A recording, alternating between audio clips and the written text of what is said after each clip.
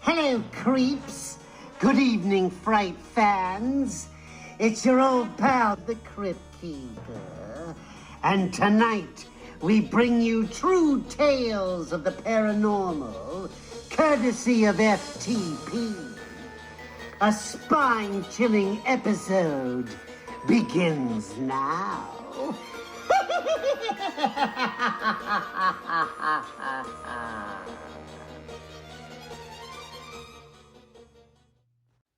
Greetings and salutations. I am Jon Theory, representing Waters of the Westgate, where we provide education, divination, consultation, and root work for all those who may be interested.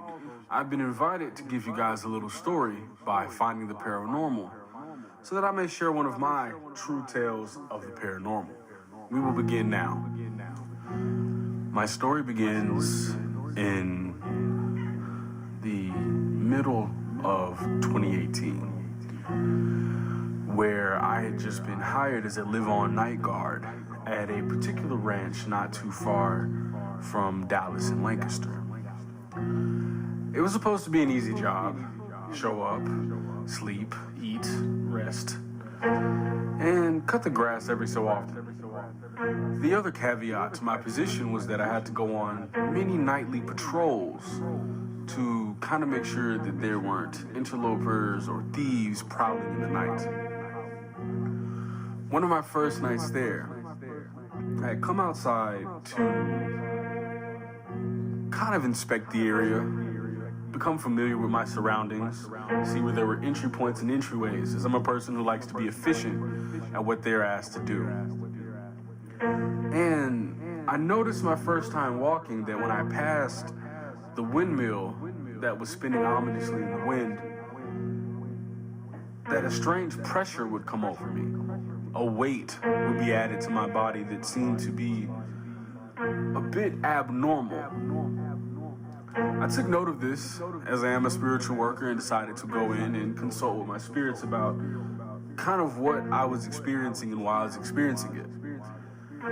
Turns out, there was a looming set of forces that inhabited the ranch that I was working on.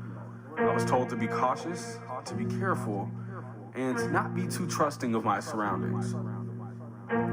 So on one of my nightly patrols, I had walked maybe 100 yards down to the gate, and as I did, I noticed that the windmill seemed to follow me as it turned and croaked and creaked and groaned.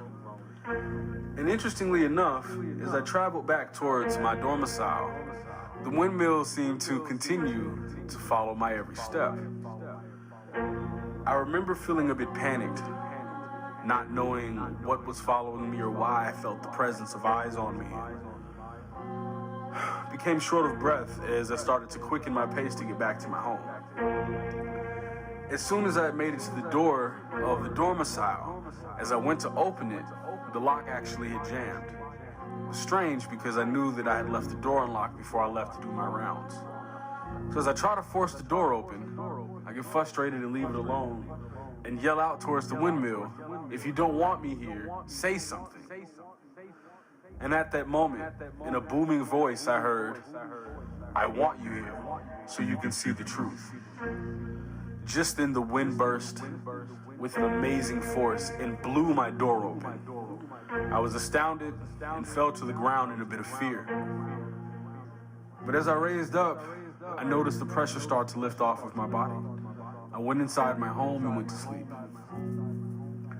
I woke up the next day, it was about midday, and decided to devise a plan to try to communicate with whatever force this was.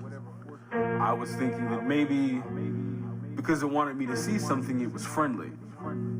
As sun began to set, and I was looking out, devising my plan on communication, I started to notice a figure moving in my backyard. He was tall, pale, seemed to have a cloak on, and maybe a cowboy's hat. And as I rushed outside to see if this was a person, feeling that maybe I may need to defend myself, as soon as I made it outside, it dissipated. I took a second to breathe, heart beating, racing, and panting, and turn around to see the same man's face in my window. I gasped and jumped back, fearing that I had actually let my assailant into my house. I ran around to the front, opened the door, and there was nothing. And I stayed there baffled. This wasn't the only paranormal experience I had there.